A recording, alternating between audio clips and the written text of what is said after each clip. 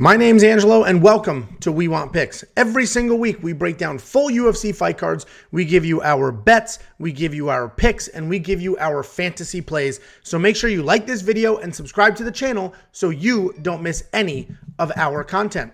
And this video is brought to you by BETU Play to Earn. It is the world's first play-to-earn sports and esports betting game. Check it out now at betuearn.com. That's bet, the letter U, earn.com. Next up, at UFC Vegas 49, we have Ramiz Brahimaj taking on Micheal Gillmore. Ramiz Brahimaj, he's 9-4 overall. He's 2-3 in his last 5. He's alternating wins and losses, and he is taking this on short notice.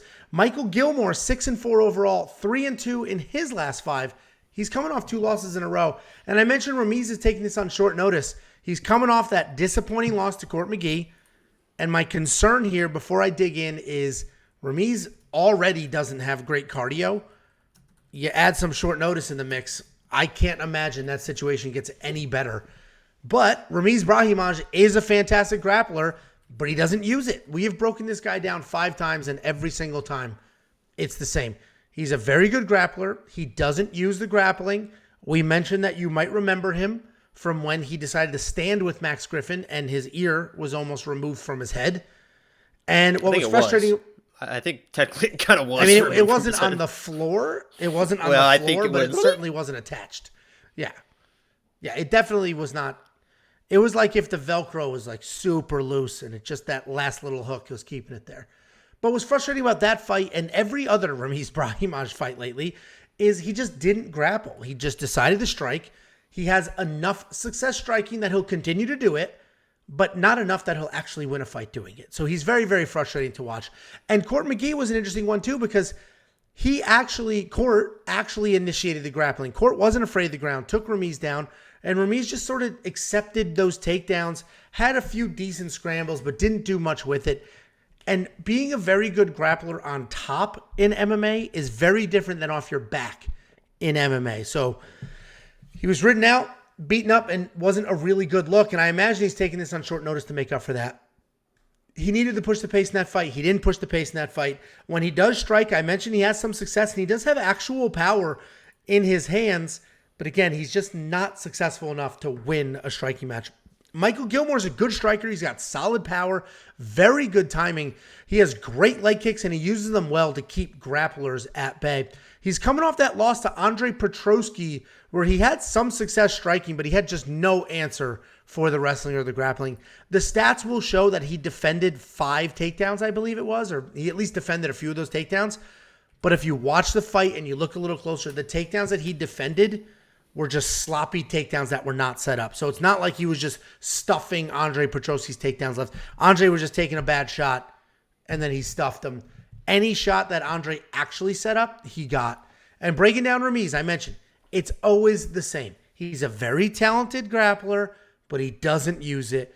Then we debate, is he going to use it? I think he might use it. And then we make our pick, and then he just goes out there and does whatever the hell he's going to do anyway.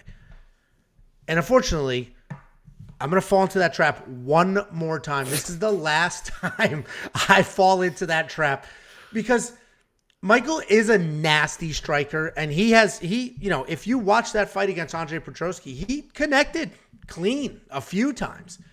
So, but then he just couldn't defend takedowns, was ridden, at the end of the day, this is the clearest path that Ramiz has ever had in a fight.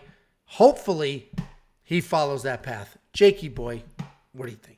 But yeah, I agree with you too. I agree with everyone in the chat. I've been reading the chat. Ramiz, I don't trust the guy. I don't want to trust the guy. But you look at this matchup, they both got beat kind of the exact same way in their last fights. They just kind of got out grappled. They got just beat up on the ground. And I can see why the odds are the way they are, because on paper, Ramiz should be the much better grappler in this matchup. Obviously, we've found out his defensive grappling isn't very good against Court McGee, like you mentioned. Yeah, but off your back is just a different world. Right. Especially in MMA. And Micheal Gillmore is not going to offensive grapple him. So, I think Ramiz is going to win this matchup and win this fight, because He does just have to grapple him, man.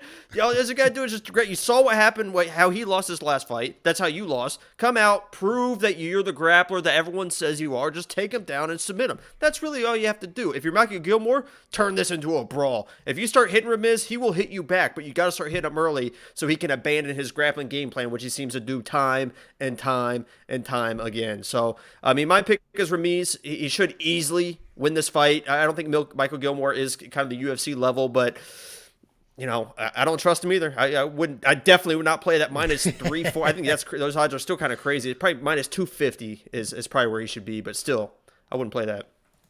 Yeah, I mean the odds are definitely. The odds are just based off the fact that Ramiz Brahimaj has an unbelievably clear path to victory. He's just proven to us that he won't take it. I don't think you're giving Micheal Gillmore enough credit. I think he's a very good striker. I mean, it's clean. Even in that fight with Andre Petroski, he was landing when they were on their feet. He landed clean and he looked good. And that is how he spells Michael, by the way. It's not a typo. The E is before the A, and it makes absolutely no sense. Here's the thing: if Ramiz grapples, I think he definitely submits Micheal Gillmore. No, so is he worth the $9,300? Yeah, I just if you're a multi-entry, yeah. I mean, he should win the fight. I mean, he's a 350 favorite, right? He should just dominate this fight. And I agree. I think that Gillmore is a very good striker. I don't trust Ramiz. I don't think I'm going to trust him enough for that $9,300.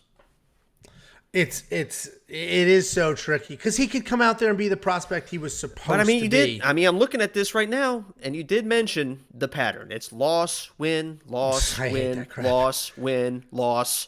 That's very. If you're reading stock charts, that is concrete, and you're going all in on a win on this. That's about as insightful as we fade somebody because they fought on the Contender Series. Especially when we talk about Contender Series to fight nights, I can understand to a pay-per-view, but Contender Series to fight night, it's the same building, in the same cage. They've already fought in that situation.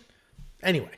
DraftKings, it's such a tricky fight. I mean, I imagine most people would agree.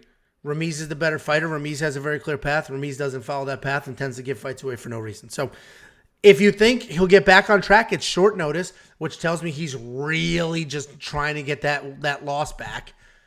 He might be worth the $9,300. I'm not going to do that, but he might be worth it. And I think it's a monkey knife fight more and more. I actually think they go at it. I don't think it's going to be a quick takedown and sub. I think they'll go at it a little bit. What do you think?